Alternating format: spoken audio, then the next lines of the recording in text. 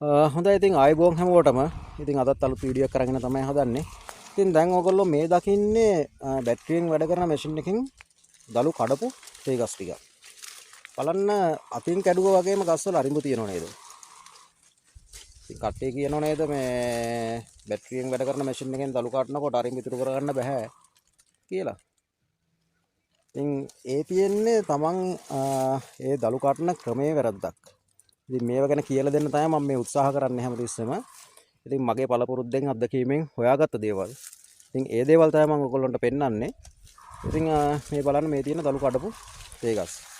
ඉතින් මේ අතින් කඩනකොට වගේම ගස්වල අරිඹු ඉතුරුලා තියෙනවා. ඉතින් කොහොමද මේ දේ කරන්නේ? ඉතින් මේ දේවල් දැනගන්න නම් මාත් එක්කම රැඳිලා ඉන්න වෙනවා.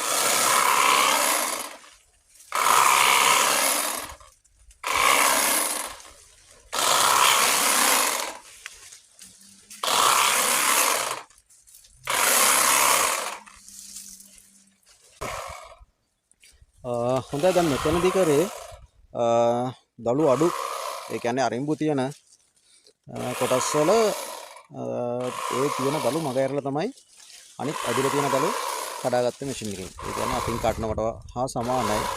ඒ කියන්නේ මම කිව්වා බැටරියෙන් වැඩ කරන මැෂින් එකෙන් යම් තරමක තෝරා තේ දළු නෙලීමක් කරන්න පුළුවන් කියලා. ඉතින් මේ බලන්න සාමාන්‍යයෙන් මේ අතින් කඩද්දී ඉතුරු කරන්න පුළුවන් ප්‍රමාණය දළු තමයි මේ ඉතුරු වෙලා තියෙන්නේ. ඉතින් ඒක තියෙන මම අර හැමතිස්සෙම කියනවා වගේ මැෂින් එක භාවිතා කරන කෙනාගේ අතේ පුරුව තමයි මෙතනදී අනිවාර්යයෙන්ම වැදගත් වෙන්නේ. ඉතින් හරියට ඒ දේ කරනවා නම් ගස්වල අරිඹු ඉතුරු කරන මේ විදියට දළු කඩා ගන්නවා නම් සාමාන්‍යයෙන් දවස් 8ක් 10ක් වෙනකොට ඊළඟ දළු රෝම නෙලන්න පුළුවන්. ඉතින් මේ දේවල් ගොඩක් අය කියලා දෙන්නේ නැහැ. යාන්ත්‍රීකරණ තේ දළු නෙලීම කරනවා කියුවට පස්සේ ඇත්තටම සමහරු කරන්නේ අත්දැකීමක් හරියට නැතුව මේ ටික කාලයක් කරලා ඉවරලා මේක කරන්න පුළුවන් කියලා පෙන්නන එක. නමුත් සාමාන්‍යයෙන් යාන්ත්‍රීකරණ තේල් දළු නෙලීම දිගටම කරනකොට අපි කරන්න ඕන දේවල් ටිකක් තියෙනවා. ඉතින් ඒ ගැන මම මීට කලින් කතා කරලා තියෙනවා සමහර දේවල් ගැන. ඉතින් විශේෂයෙන්ම පොහොර, ඒ වගේම දියර පොහොර, ඒ වගේම ගස්වල මේ දළු තලයට යටින් ඉතුරු වෙන මේ වංගි කොළ සුද්ධ කරගන්න එක ගැන මම කතා කරලා තියෙනවා මීට කලින්.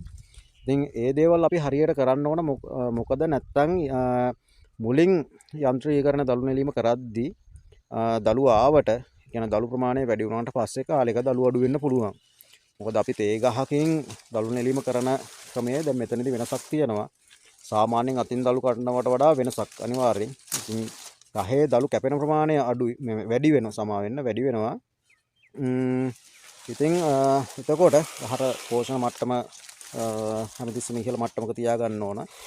ඒ වගේම එහෙම දළු ප්‍රමාණය වැඩිපුර ගහෙන් ඉවත් වෙනකොට තේ ගහේ පෝෂණ මට්ටම අඩු වෙනවා නම් එන දළු වංගි ගතියක් වෙන්න පුළුවන්.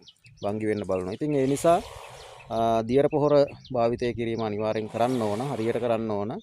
ඒ දැන් මෙතනදී මම කියන්නේ පොහොර අනවශ්‍ය විදියට දාන්න කියලා නෙමෙයි. පොහොර අවශ්‍ය විදියට. ඒ කියන්නේ තේ ගහේ නයිට්‍රජන් ලෙවල් එක. කියන්නේ තේ ගහේ පාට ගුණාත්මක භාවය පෝෂණ මට්ටම හැමතිස්සම හොඳ මට්ටමක තියාගන්න ඕන. මොකද පෝෂණ මට්ටම අඩු වුණොත් එහෙම තේ ගහේ වංගි කොළ එනවා වගේම ඊට පස්සේ දළු කහ ගතියක් එන්න පුළුවන්. එතකොට දැල්ල උඩට එන්න කලින් දැල්ල මෝරනවා.